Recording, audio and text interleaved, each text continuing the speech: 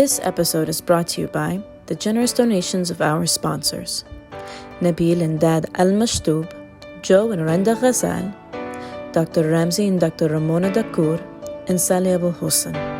Thank you. Hey everyone, welcome to the podcast 1017. Today we have a very special guest. His name is Wesam Keesh, and he's an actor out in Hollywood, and he's going to tell us a little bit about what that experience looks like and how his career just kind of skyrocketed from there. So Wesam, first of all, thank you so much for being on the show. Yeah, it's my pleasure. Thanks for having me. How are you today? Good, thank you. How about you? Good. I like your plants. Thanks. Plants are very, keep the oxygen nice, so. So thank you. Yeah, they look good. I like gardening as well, so I always like it when I see other people's plants and stuff. So I nerd out a little bit with that. Ah, nice. Okay, well, good. Something we have in common then. I don't know about gardening. I don't know how good I'm going to be in that, but that's good you do it. I'm just watering them in the house. That takes work, so that's part of it. So I consider you a gardener. There you go. Thank you. So I want to start off by just kind of asking you a few questions. I know a lot of us we were thinking about questions to ask you, and mostly we just kind of want to start off by saying, like, what made you want to go to LA? I know as being an actor, it's such a big move, especially coming from Oklahoma, right? And I studied in London. So talk to me about that process and what made you pivot to go to LA. Yeah, so in college, that's when I really switched up the gears, where I realized this is what I want to do with my life in a professional sense. And I realized, I want to be a professional TV actor specifically. And LA is obviously the place to do it. Yeah, there's a lot of places that shoot television shows now, like New York, Atlanta, Toronto, Vancouver, London, and obviously in other cities. But it seems to me still the mecca, if you will, of filmmaking and television and everything like that is in LA. So I had to come here for that. And why did you study in London, out of all places? Because I know about versus like training in LA specifically, if that's where you wanted to go initially. Right. So I actually just did like a semester in London, and the majority of my training was in the University of Tulsa, which had an amazing acting program. And my main acting professor there was Lisa Wilson, and she was absolutely an incredible acting teacher and acting coach. And she really helped with my foundation as well. And then the summer abroad program semester that I did in London really opened my eyes to what high caliber acting, theater performance, filmmaking, art, and just traveling and being on your own kind of for the first time really opens your eyes to a whole other perspective on the world and on people. And yeah, I was always lucky to be around good teachers, especially in high school, and even in high school, because I had a teacher there, Troy Powell, who had an amazing theater program, and that helped as well before I went into college. So I've been very blessed with my teachers and coaches along the way. So I'm very thankful for that. So I did a little acting when I was younger. For some reason, I wanted to do commercials as a kid. So I spent 2 years being trained as like an actress, had acting commercials, yada, yada, yada. And now looking back, I'm happy I did it when I was so young, like 8, just because it built my public speaking skills. But I'm curious, what did they teach you that was so profound and kind of shaped the way you act? Because acting, you can say there's so many actors out there, but there's certain actors, you look at them and the way they do things, you're like, that's a good actor. What was those, what was that for you? And what did they tell you? That's a very good question. And I'm going to answer it super simple, and it's going to sound like almost ridiculous, the answer, but it's really that simple. You ever go to like a theater performance, like a community theater, and you see a lot of like overacting and people are like, which by the way, that was most of my beginning career. And, I thought like, yeah, I'm a good actor. And it wasn't until I went to London, and it was the first time I actually saw a performance on stage specifically where I was like, whoa, I'm not a good actor.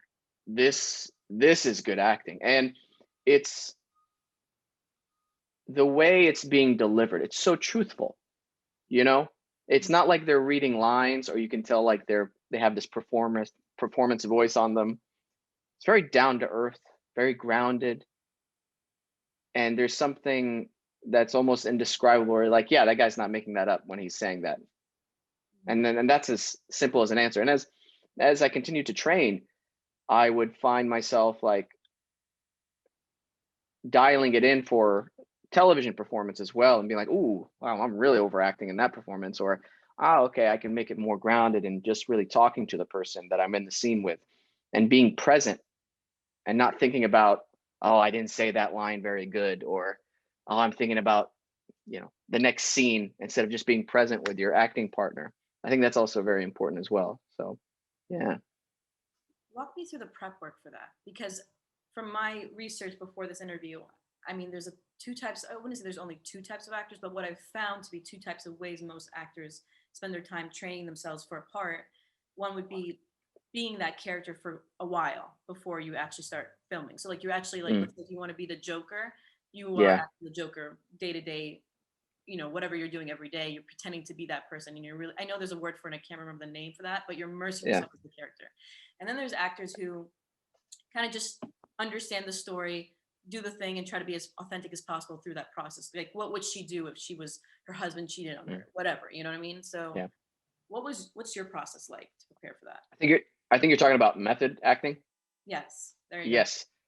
Uh, you know, I I don't know if it's controversial. I'm not a fan of method acting. If it gets you there, awesome. But I trained when I was especially in college in a very structural way with the Uta Hagen process, and it's the 9 acting questions.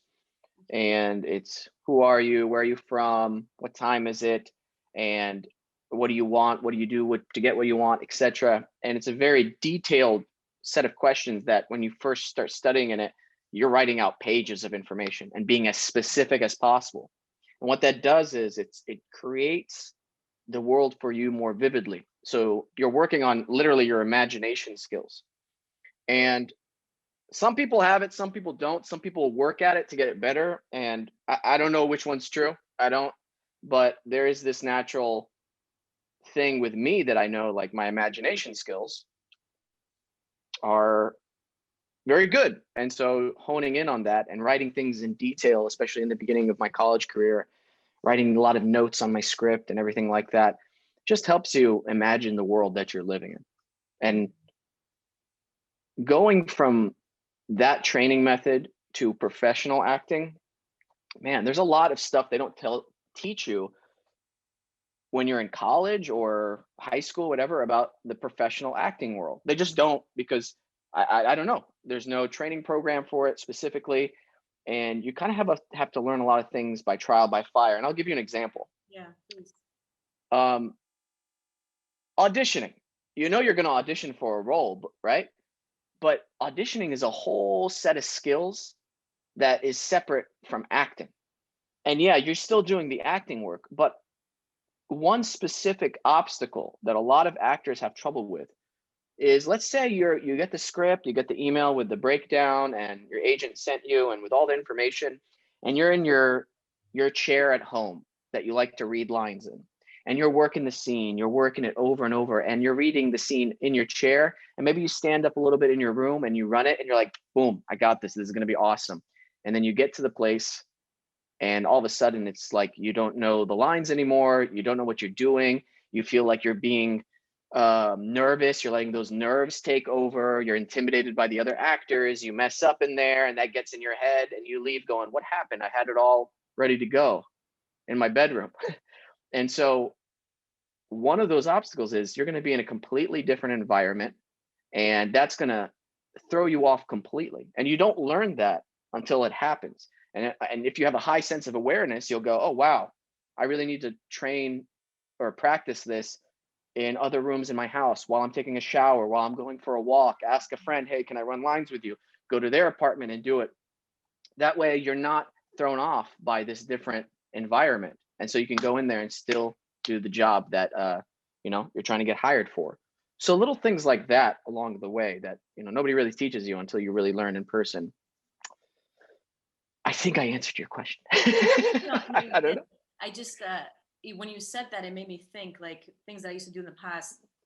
I used to have this walking coach. Don't ask why, but I used to just do crazy competitions for fun.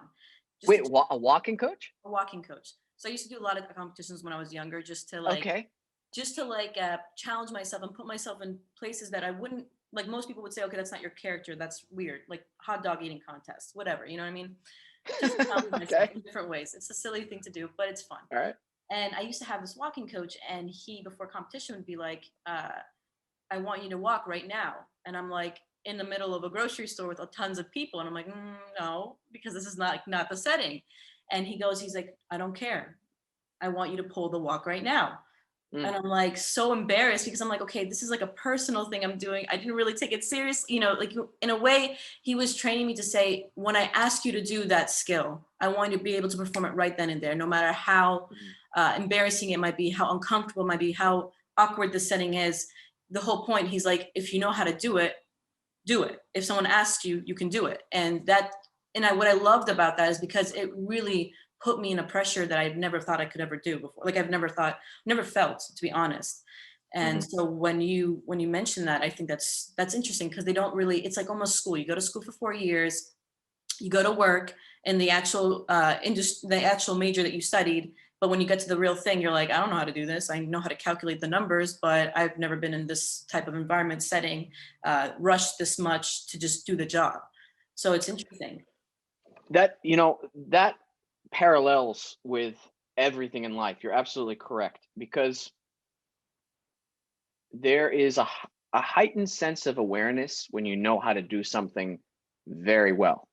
And if you watch master craftsmen, whether it be sushi chefs, Mhm. whether it be uh, uh, a swordsman. I'm going to go through all like Japanese things now just because I love the samurai culture. But master craftsmen specifically in any type of field, their awareness and their body positioning when they're doing their craft is so calculated and so in their muscle memory that that took years of experience to Mhm. get into them, you know? Mhm. And it takes a really good teacher to pass that knowledge on so that that student doesn't have to deal with years of frustration and challenges and mess ups and failures. Mhm. So that's critical as well. And going back to your question of what's my process, um, my process now is a lot different and a lot more streamlined than it was when I was in college or when I first came out to LA 11 years ago. Mhm. I've been thankful to have good reps that have gotten me so many auditions, and I'm very lucky for that. I've read so many scripts, I've read so many character breakdowns that the process for me, whenever I get an audition through my reps and I read the sides, I go, oh, I know exactly this type of story they're trying to tell. And I print off my sides, and it's a very respected process now because I realize the opportunity and how I respect the storytelling that's taking place. And there's a gratitude and there's a specific word for it, a reverence that I have for the material and for the opportunity to practice my art and for what it is in that moment. And it's almost holy in that sense when I start working on any type of role I get. And so there's a heightened sense of awareness, and memorizing becomes second-handed just because I've been doing it so long, and because once you understand a scene, it's easier to get into your bones. And then from there, I can connect into my own personal creative choices that I can put on the role, the Wesam flavor to it that no one else is going to do, and that's what will make it special in the long run. I love that. So it sounds like it's almost like a pilot. You have your list, you check it twice, you keep going through it, you make sure you follow the procedure and the steps to really, in a sense, it's a formula to help you move forward in your career in some way, shape, or form. Absolutely. And you're not only, a lot of actors in the beginning, they're like, I want to book the job, I want to book the job, and of course you do. I mean, who doesn't? Who does goes into an audition not wanting to book the job? More importantly, you want to make a good relationship with that casting director because there's so many things out of your control as an actor. Your looks, other casting that happens opposite of you. Maybe the production is going a different way with the character completely. So you want to make sure that whenever you show up to this audition, that even if you're not really right for it, man, you knock it out of the park.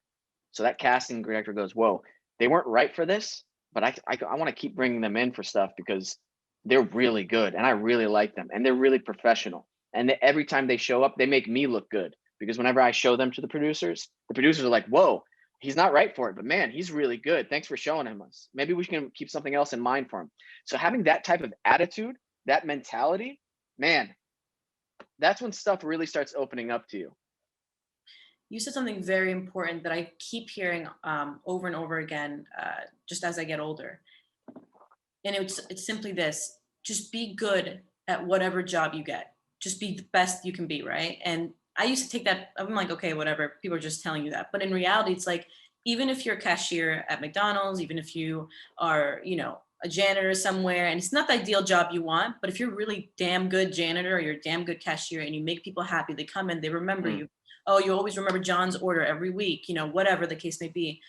I've found through my experience of following that advice that you just get noticed more and more, and people just naturally want to give you more opportunities. And when you say it like that, what I love is that as an actor, sometimes you don't have a choice on what you want. You can say no to many things. You have the choice to say no, but sometimes you're going to be given stuff that's not the ideal job, like you're saying, but doing the best you can for that role and just making sure to leave something in their head at the end of the audition seems like gives you more opportunities, which is pretty interesting. I never really thought of that. So, Yeah, absolutely.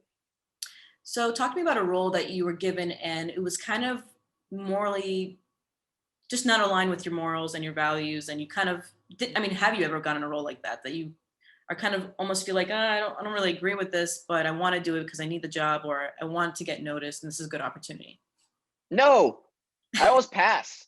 I've gotten a lot of roles that require like certain types of nudity or certain types of sexual acts, and I just pass on them. Like, okay, I'll, my reps aren't going to drop me. They respect my boundaries, and if they're good reps, they're going to respect your boundaries. And if they're not, okay, well, bye.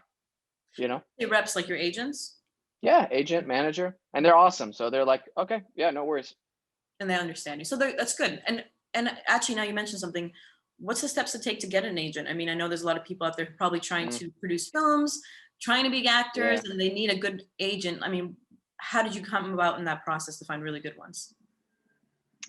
this is what I'm going to say for anybody who's looking for an agent or a manager in any type of field. Make sure you're really good.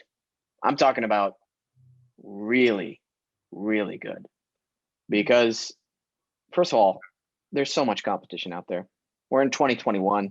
Things are moving so quickly. Everybody's work online is just like majority of it is high caliber. If you're coming out there with like C work, B work, A minus work, I'm sorry, I'm not. I wouldn't want to work with you because I know there's so many people out there who are better than you. So why would I want to go with someone with a lower caliber style of work? So make sure you're training constantly. Make sure you have the best, most polished work possible. And from there, that's when you can start looking for a manager or an agent. And from a actor, if you're an actor and you're looking for that, it helps if you know someone. And if you don't have that, showcases are your next best bet, or casting director workshops are your next best bet. And yeah, those are the three ways mostly. But if you know someone, that's usually a little better. Mm. Where do you find these casting directors if someone wants to look for those stuff? Like A workshop? workshop, yes. Oh, yeah, they're online. You can find them online. Mhm. Yeah. I say that and I'm not specific because if you're like, well, what's the website? Then you don't know. You can Google it. You can figure it out, you know? That's why I'm like, if somebody's like, can you text me the address? I'm like, no, you can look it up on Google. We told you where it's at. And I know it sounds a little mean, but it forces you to be proactive and do the work yourself and ask the right questions instead of asking questions to make your life easier, which this is not what it's about. Interesting. I like that. Mhm. It's pretty important to tell someone that because I'm sure there's a lot of people who are like, I just want to do it. And you're like, okay, well, I don't really see you doing it, and putting yourself out there. So that's really important. I'll be honest with you. I practice acting almost every single day. And I truly mean that. I have something to do to keep my craft sharp so that when I do get appointments in, boom, I'm ready to go. Hmm. Even when I was filming my TV shows, like my lawyer show that I was doing, and I was filming sometimes some weeks it was just a couple days, but some weeks I'd be on set 4 or 5 days a week. that weekend I'd still go to my acting class. Wow. So there's no really point of not training. Like athletes, the great ones continuously train. So I'm like, oh yeah, why aren't actors training? And when actors say stuff like, oh, it's too expensive. Oh, well, get another job to pay for it. You know, Yeah. what, you're in your 20s, you're in your 30s, you, you're too tired. Come on, man. This is when you have energy, you know? Yeah, I agree. Mhm. Talk to me about the process of your routine now. So you're saying that you practice every day. What does that look like, especially during the pandemic? I don't know, has that affected you career wise? I mean, what are you doing to keep yourself motivated if it has? Yeah, I got prison thick during the pandemic. Prison thick, like I'm just working out at home, and I've gained some pounds. My discipline has faltered slightly, and I hate that. However, it's picked back up, and we're back on track. And yeah, it was a weird time. You know, the first week of it was fine, but after that, I was like, I want to work again. Hmm. So it's been a really interesting experience from my end of things. But at the end of the day, alhamdulillah, like I'm thankful for everything. You know, I still have my health. My family has their health. Um, I'm doing well. Hmm. I have a roof over my head. I have food on the table. Um, that's so much more than a lot of people have. And I can still work hard towards my craft. Hmm. And yeah, so for me, I don't want to like complain about it too much anymore. I'm tired of doing that, honestly. And yeah, it was tough, but for other people, it was a lot tougher. So, alhamdulillah, everything's fine. What have you been doing to be proactive now that's being slow? Other than training and being great at Mm. your craft, what have you been doing being proactive to get jobs in the future when things open up more? Yeah. So, me and my buddy, we're pitching a couple shows now to production companies, which is awesome. So, we've been writing a little bit and setting up meetings here and there, and they've been going great. That's awesome. Are you allowed to Mm. share? Maybe not. I don't know. Not yet. Okay. Yeah, I wish I could Next share, but I episode. can't. Yeah. Yeah. Talk to me about some work that you would really like to get into, like really like to play more of, or Oh, opportunities to do. that's a good question. You know, in all honesty, nothing specific. I love good writing. If it could be a drama, comedy, like an action genre, horror genre, dramedy, multicam, anything really. As long as the writing's good and the story is good, that's fine with me. Hmm. Are there topics that you want people to write more about and you haven't seen out there that maybe Mm. of interest to you? There's so many shows on right now. I feel like everything's being talked about, and that's awesome. Uh, yeah, I think the stuff that I haven't seen yet is the stuff I'm writing with my buddy. Got you. So to be continued. Yeah, We'll see. to be continued. Yeah, for sure. I hope so, because yeah, I like it. It's a very unique sense of humor. It's dark comedy too, so I Okay. like that kind of stuff. Well, good. As long as you like it, I'm sure it's gonna be great. I mean, I've been told if you like it and your energy's in it, it shows in your writing, right? So Oh yeah, for sure. Plus, you have to be a good writer too, so that helps. a little bit, right? What shows do you watch on TV or movies?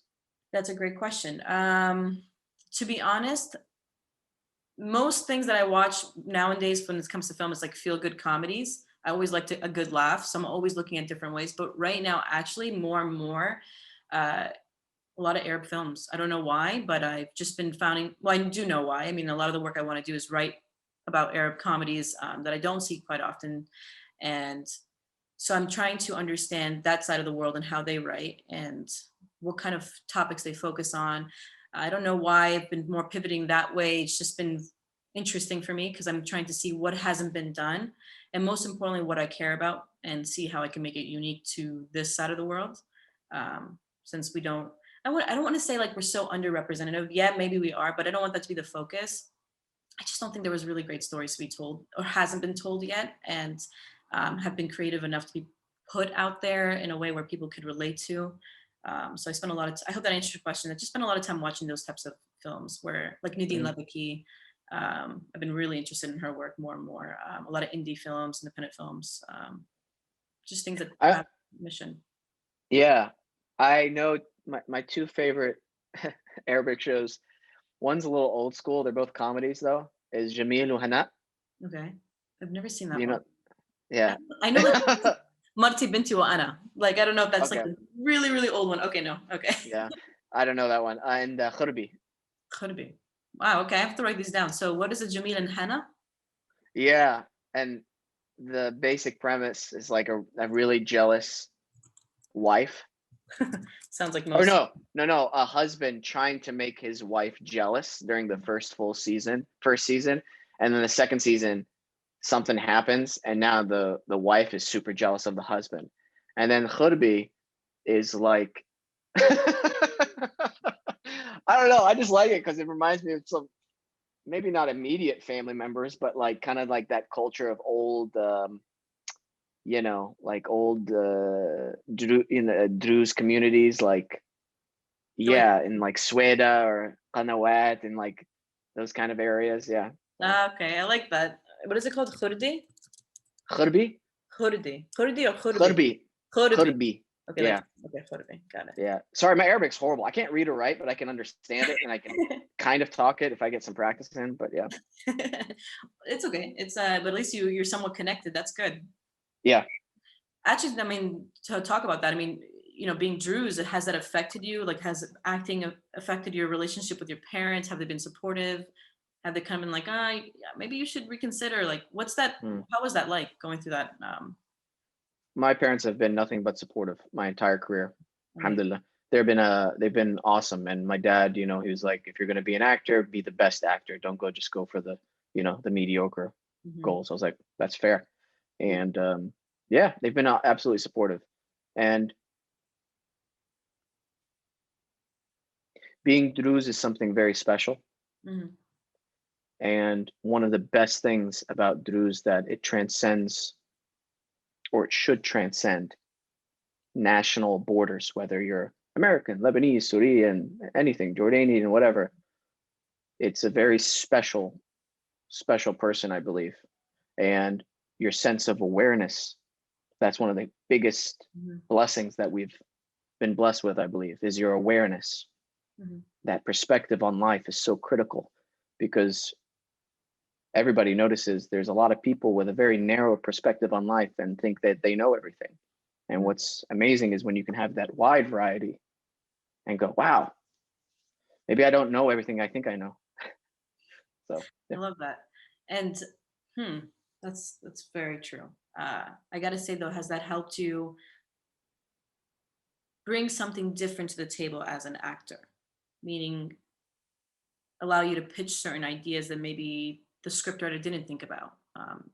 How has that made you unique? Mm, it's a great question.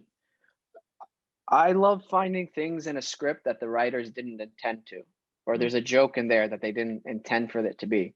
That's actually, I know it's a slightly feeds my ego and that's fine, but it makes me happy from an artistic point of view whenever a writer has come up to me like, oh my gosh, like I didn't know there was a joke there and you found this like amazing moment. That's really cool. And I'm like, oh cool. But inside I'm like, yes, like that just makes me very happy. And as long as it makes sense with the whole story, that's very critical too, because you have to remember as an actor, you are just part of the story. mhm. So you must be of service to the creator of the show, to the director. And yes, you're providing something as well. So you're not just put on the back burner, but it's not all about you. So that's very important to check out your ego very quickly. Was that the moment where you were able to be from good to great, or maybe just at least getting to being great? I've always been great. What are you talking about? No, I'm kidding. I'm totally kidding. No, I am not great at all. I have so much more work to do as an artist, as an actor. I am, yeah, no, I'm nowhere near great because I see the caliber of work that truly great actors do, and yeah, I've got a whiles to go, and that's okay. But I want to continue working at it every day. So, So, what does a great actor look like to you? mm, mm. It's a combination of things, and cosmic timing has a lot to do with it Hmm. because storytelling and the impact of storytelling and the purpose of storytelling is to what kind of story are you telling and why are you telling it? That's critical too. Yeah, it's a business, people want to make money, etc., but certain stories, certain films, certain TV shows come out at wonderful times in the zeitgeist, in the specific times in human history, if you will. And those stories, because they came out at the perfect time, and these actors have been studying their entire lives, or they've been working really hard, and they have the perfect role for them at the perfect time, that they just shine. That has a lot to do with it as well. But at the basis of all that is training and discipline, because without that, you've missed your opportunity. So aside from timing, because timing is something that's out of your control, what I mean by that is when the opportunity comes your way, it's really a matter of what's meant for you and all the rest of the universe, involvement in that. But when it comes to training, you know, you say you practice it every day, right? And Mm. you know what you need to do to be from good to great.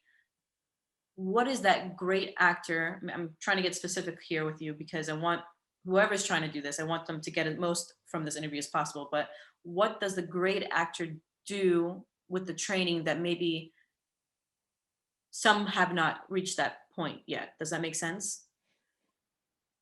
Like, is it A little bit. like, for example, Mm. like an athlete, right? Like an athlete, let's just talk about someone who plays for the NBA, whatever.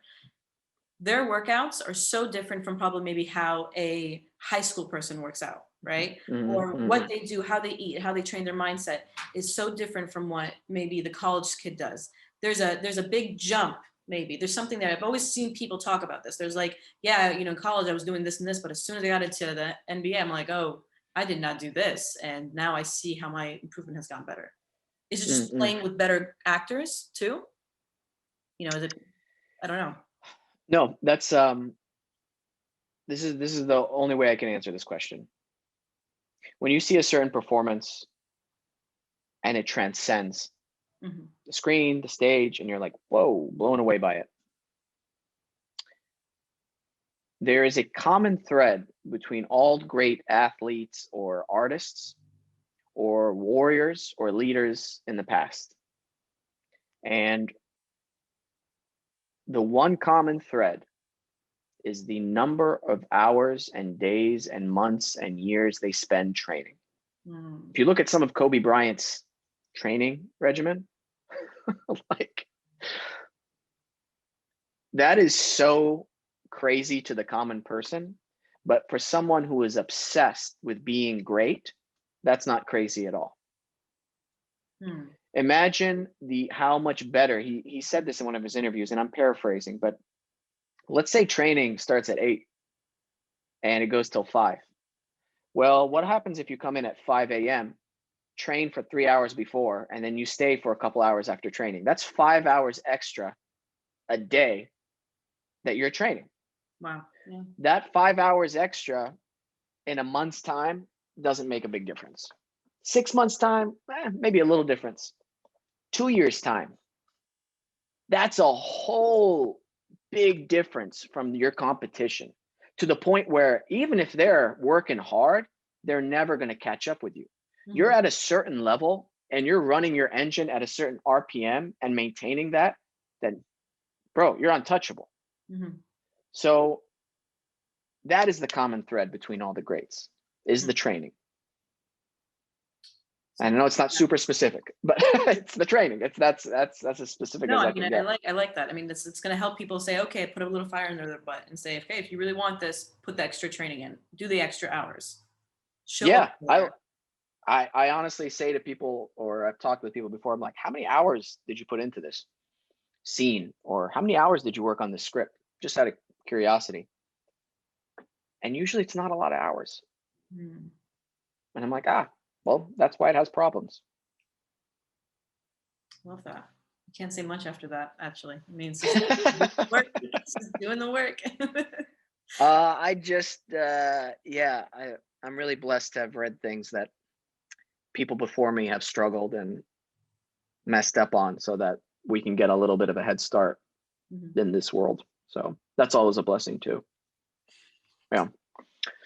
What's I gotta ask? I mean, what's something that you wish someone told you when you I guess you answered earlier, just not showing you how how the real world works in the entertainment industry, but was there something else that like could have saved you more time going to LA? What was that thing you wish someone told you? I mean, maybe not be regretful about it, but just say, oh, if someone mentioned this, it probably would have saved me some time going into my industry. probably train more right from the beginning. I mean, I was in acting classes and I was, you know, taking it seriously, but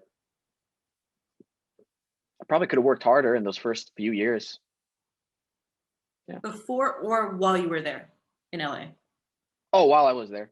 While you were there. Okay. Yeah. I mean, it wasn't like lazy or anything, but yeah, you could always work harder. Good to know. Yeah. What's the most thing you enjoyed about the industry, and what's one of the things that you hated about it? I mean, those are two questions, but Mm. I'm curious. I love working. I just love going to set and just working. Like that is so much fun for me. And then the byproduct of that is that I'm able to take care of my family, like, and my mom and dad, and that's what I want to do, and that's what I'm, you know, doing right now, and that's just a blessing. They gave up a lot to come here for my brothers and I, and it's a complete privilege and honor, and I hope to be continuously blessed by it to keep taking care of them and have a family of my own someday, and just that's huge in this day and age, and to be doing something that I love, and to be doing something that can entertain and enlighten people for the long term is mind-blowing. So your Just family actually left Oklahoma to come with you to LA? no, I'm talking about Syria. I was born in Syria with my mom and dad, and then I didn't know that you were born in Syria. Okay. yeah, and That's then really cool. we lived here for most of my life, and yeah, and so it's very important for me to honor them and take care of them as I think I should. So, and my brothers as well, and they're kicking butt too. So yeah, When you said you left Syria, how old were you? I think like a year or two. Yeah, Wow. Okay. So they really picked up and left and took the kids. yeah, it took me. My brothers were born here in the States, so Okay. So you saw a different side to coming here and immigrating here in some way. yeah, and then we'd visit back and forth and realize how amazing we really had it here. hmm Wow. Mhm. Wow. And now you're in where right now? Oklahoma or LA based right now? I'm LA based. Yeah, Yeah, LA based. Got you. yeah. Do you miss Oklahoma? I mean, it's No, not at all. it's great. It's a great place. I don't miss it. I don't. Yeah, I really don't. I do miss traveling to Japan. That place is freaking amazing. I love the Connection with nature Japan and the there. culture so much. What's that? So what's that connection with Japan so much that you love? What was about it that compared to other places you've been to? Oh my gosh, just the respect and the courtesy of the people when you go there, and how everybody is so their awareness and looking after one another. Just little things like everybody just naturally stands to the left side of the escalator so that they're not blocking it for the people who need to go by. People line up in lines automatically. Nobody's like getting in, there's no trash on the streets. Everybody carries their trash until they see a trash can and throws it away there.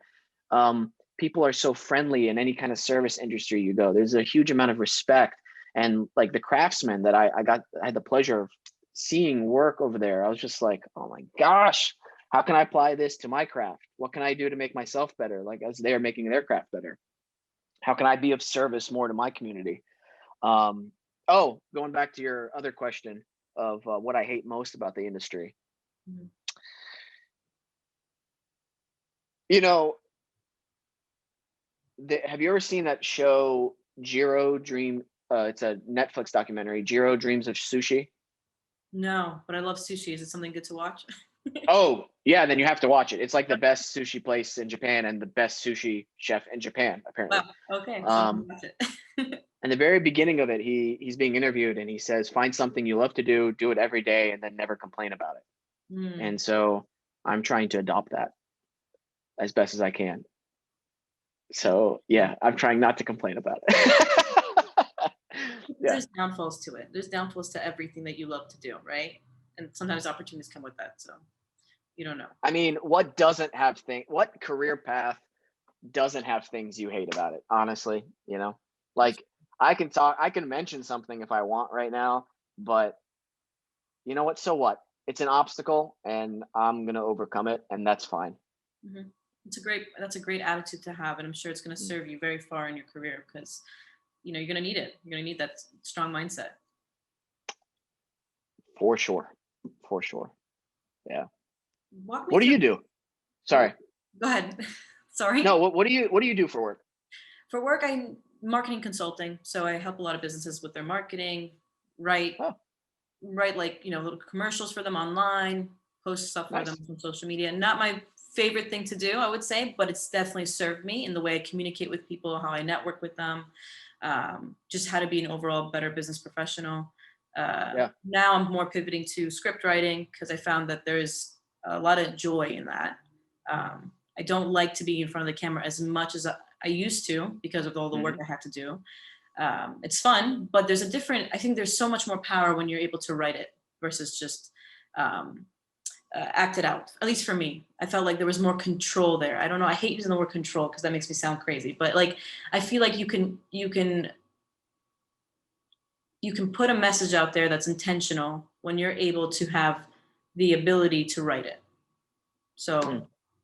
that's kind of more of my focus now. Just pivoting a career that I spent like 10 years doing marketing.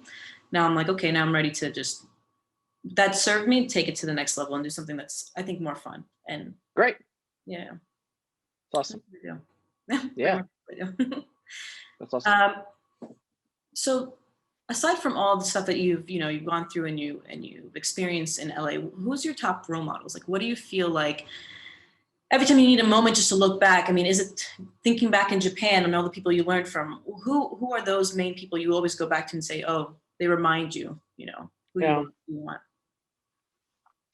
My parents had a huge impact on me growing up. We had a family restaurant for almost 25 years, and Oh, how much my family worked hard, especially my mom and my dad in the restaurant, and how much of a toll that took on them physically, especially.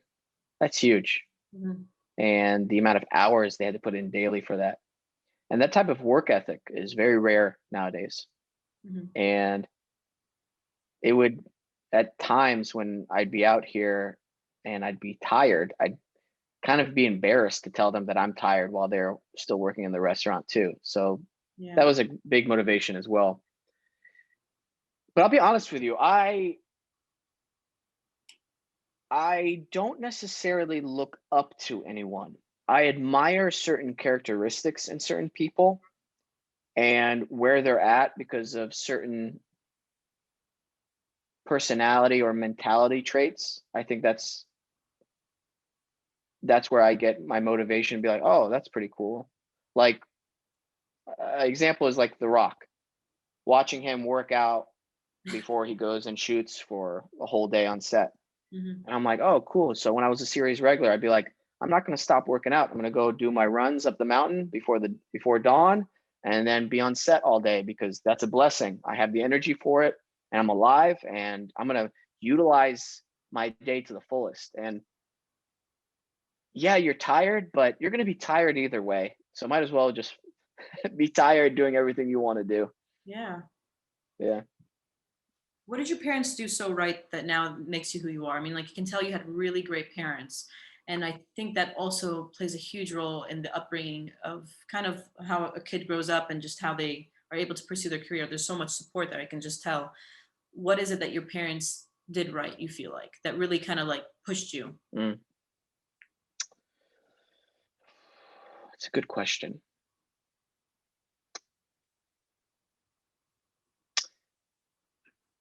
It, it's hard to honestly pinpoint it because there's so many things.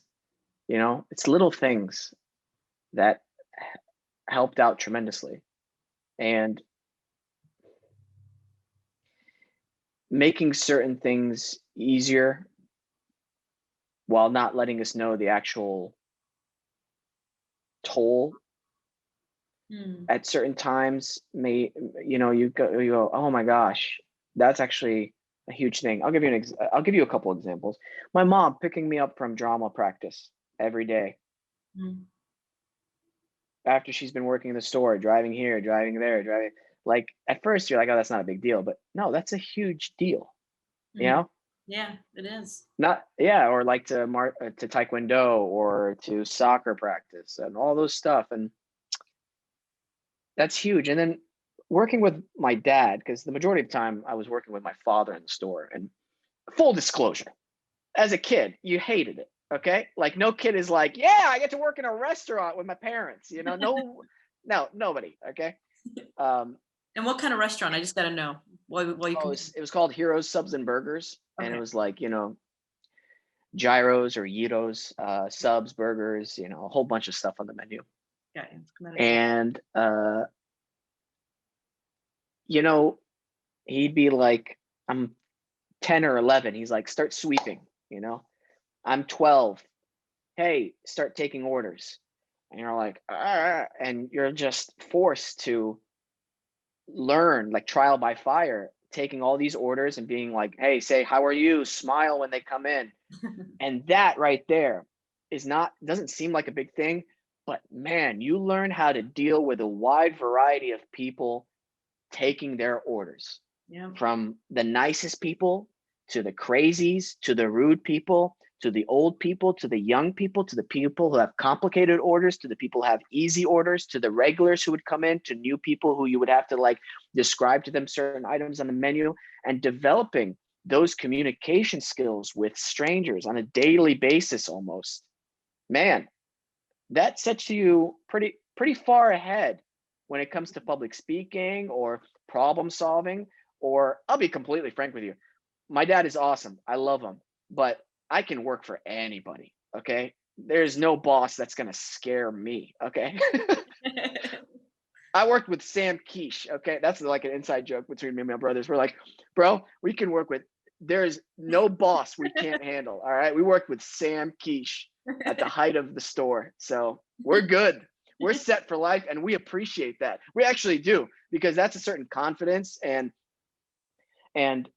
learning how to deal with people that maybe who are in a higher position than you, and learn how to. Uh, I'm being so careful with my words.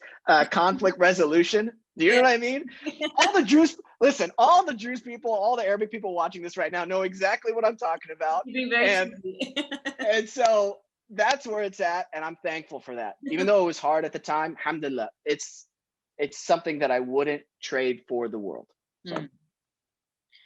Well, it sounds like they raised a very grateful person, so that's good. They oh, did something right. they did a lot of things right. So I'm really thankful for that. That's amazing. And they Mm. and I asked that question because it's common for a lot of, like, you see a lot of boys being raised by moms and dads, and they get babied. Some kids get babied because they're so afraid and careful. Like, they're always like, especially being Druze, they're always like, no, you can't go outside. No, you can't do this, especially the girls. So I'm really happy to hear that they put you to work at a young age. They made you see what real world looks like, essentially, and kind of shaped you as a man in some way. So that's amazing to hear that. Yeah, I think there's no guidebook to parenting. It's Mm-mm. and no parents are perfect. And my parents did the best they could with the knowledge that they had, and Mhm. all their intentions were good intentions. Mm. So I will never hold anything against them, even if like they yelled at me or whatever for this or that when I was young, or made it hard. Like, no, they did the best they could, and their intentions were the best they could. And I only hope, like, I just in the future, if that's my path to have a family and stuff like that, then if that's what God blesses me with, then I hope I can do an even better job, because that's, I think, the responsibility for each generation, is to take the lessons learned from the previous one and move forward with that. I love it. I love that. Mm-hmm. Talk to me about some of the fears you had going into this business. I know it's Mm. but I don't want to just mean the typical fear. Like, I want to know, like, what was like a big thing inside you. They were like, it really took you some time to break. Mm. Not being able to take care of my mom and dad is a huge fear of mine, and it's not so much a fear anymore. It's more of a driving force. Like, I want to do this, and I'm going to do it, no matter what it takes. Like, I'm going to do it. I'm doing it, and I'm going to continue to do it, God willing. And it's such a big thing for me. Like, oh man, when I was like the first couple years, and maybe a year, I think, I had worked a little bit, but I hadn't really booked a guest spot on like a television show yet. Excuse me. And I got off the conversation with, I had a conversation with my dad and my mom, which kind of upset me, but it was good because it motivated me to get to work harder. And they were like, hey, what if the acting thing doesn't work out? Maybe you should work as a night manager at a hotel. And I was like, whoa, that like upset me, because I'm like, no, this is what I want to do. And this is how I want to do it. And they weren't trying to be like mean or disrespectful, but they were just, worried about me. They're parents. Right. But that kind of being the alchemist of your emotion is so important. So you take that fear and you use it as fire, use it as motivation. Okay, what can I control then? If I can't control that stuff, that's fine. What can I control? And so, you start working harder at your craft. You start talking to this person, that person. For my first acting manager, I bugged him for 6 months in a professional way. Mm-hmm. And I signed up for his acting class. So I spent my own money before he even signed me on. Mm-hmm. And I showed up to class ready to work every day. I saw it as an opportunity to showcase my talent. And so if you want something really bad, man, you'll find any way to accomplish it. It's like somebody drowning. They're going to do all they can to get air.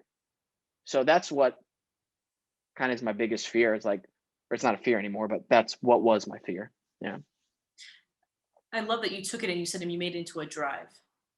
Yeah. That's so important. That is so important. I think whoever's listening to that, I want to repeat that, like turn that fear into a drive. Yeah. Get so caught up in the emotion of the fear that we forget that that could actually be our good friend too. And here's a secret to that. Mm-hmm. I wasn't not scared while doing it, but you still have to do it. That's where I think the true meaning of courage comes from. And I think people have heard that before. Like, it doesn't mean that you're not scared. It means doing the thing you need to do, even though you are scared. That's real courage. And that's okay if you feel that. Just go, great, I feel it, but I still know the right thing to do. And also, like what's the other alternative? Well, I'm just going to curl up in a ball and sleep in my bed for most of the days. Like, it's gets you yeah, nowhere. it's not me. I don't think it's me at a core at all. So, yeah. Did you find it very hard to find a good support in LA? Because I know you said you had some great people you ran into, but coming in the acting world, sometimes you'll find people who are great. Sometimes you'll find people that are not your cup of tea. So how did you put yourself in position to find people that were like-minded and could build that support system for yourself? Trial and error. Here's the thing. If you have your goals really clear and set out, it's very easy to see who's on your same wavelength and who's not. And I'm not saying be mean to people or disrespectful, but it's okay to cut people out of your life. Yeah. And it's not that you don't want to see them eat. It's that you don't want them to eat with you at your table. That's all. Yeah, I love that. Mm-hmm. Important. Yeah. So the one thing I want to ask is, I don't want to go into a negative topic at all, but I do want to bring this up, and it's important because it's the reality. This pandemic has played a big role in the entertainment industry. Mm-hmm. Did it ever get you to start thinking, okay, and I know you're starting something, you're trying to make something happen for yourself, but as an actor, you are reliant on others to provide you certain roles. And I know you're trying to create one for yourself, but have you found that there are other ways to support yourself through this time? Like, did something cool happen where you were like, oh, well, the pandemic happened, but now there's these opportunities I never thought would come out there for you? Like, what was that? Did that ever happen? Did that did you start rethinking, not necessarily to change your career, but there could be a better way for this to be done and create more opportunities? I don't know if that question confused you, but I'm trying to. No, I'm trying to find the best answer for that. Yes, it made me it made me switch my tactics up on my career. And that's fine, because the circumstances change. And it'd be so foolish of me to keep trying to do the same thing, and my circumstances are different. it's like a restaurant that doesn't adapt or change to what the customer's needs really are. Mhm. And then you're like, okay, well, they're not going to come into your restaurant anymore.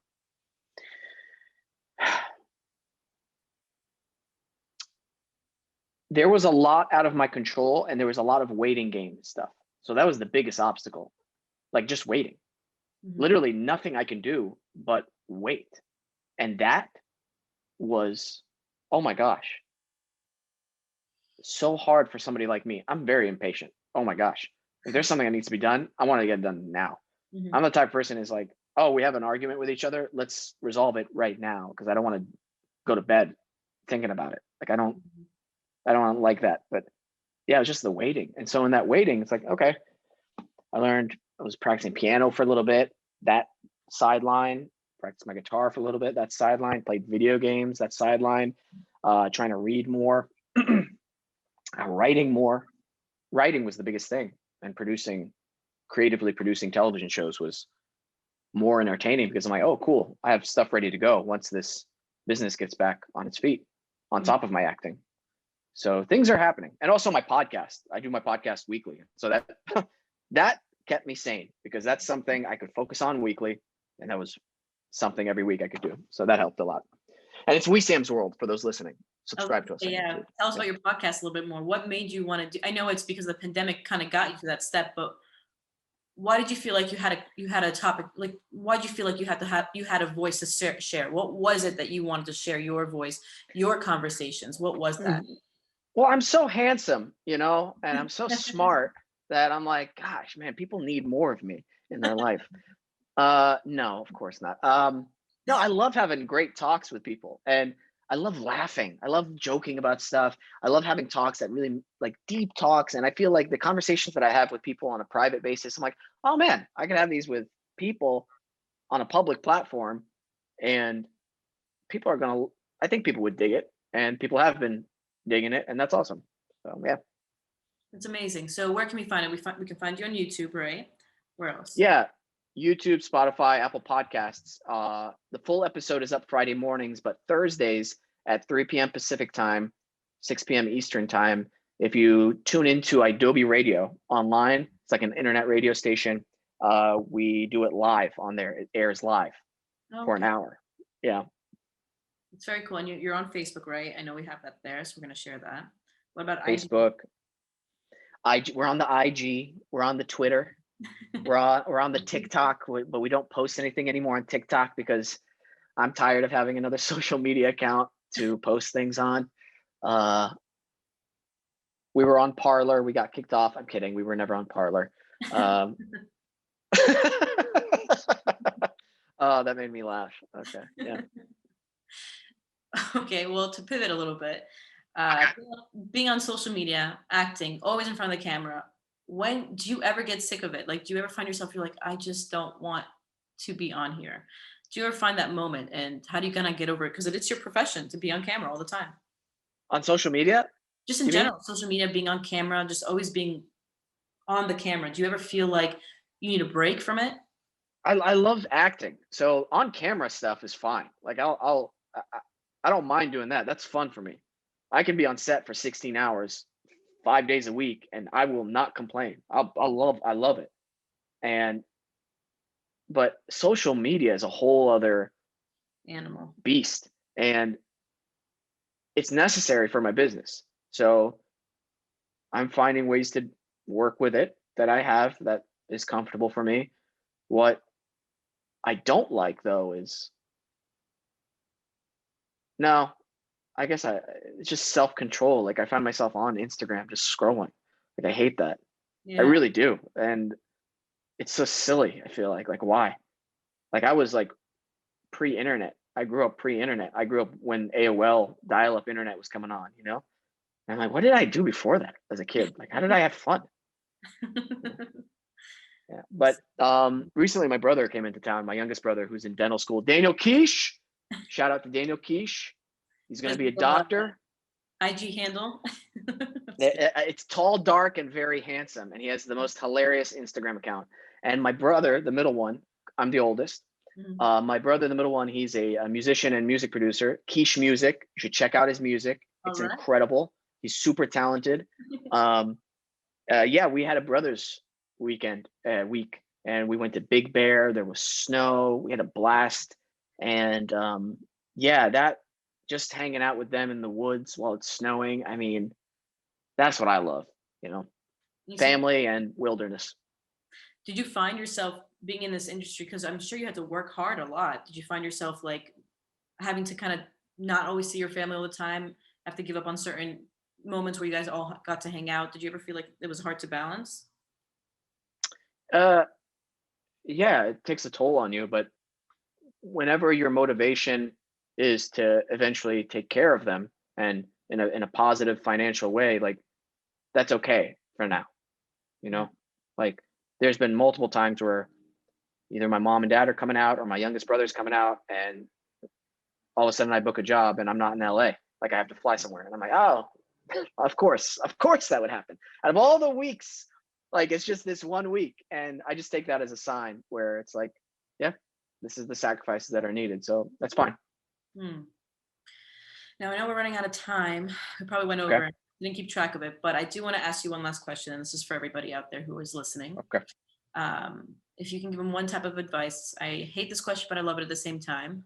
One thing Yeah. to give them, just to leave them with after watching this episode, that they can just take with them to kind of further their career in acting or producing. Mm. I'm going to take a very dramatic pause here for the editor. Um,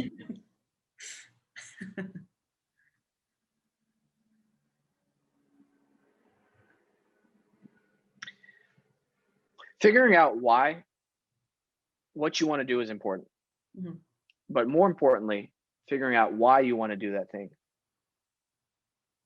What's the motivation behind it? Truly. And how does that serve you in the long term? Then ask yourself, how does that serve your family in the long term? Then ask yourself, how does that serve my immediate community in the long term? Mm.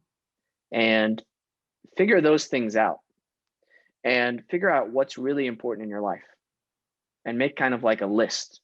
And whatever those things are, never compromise.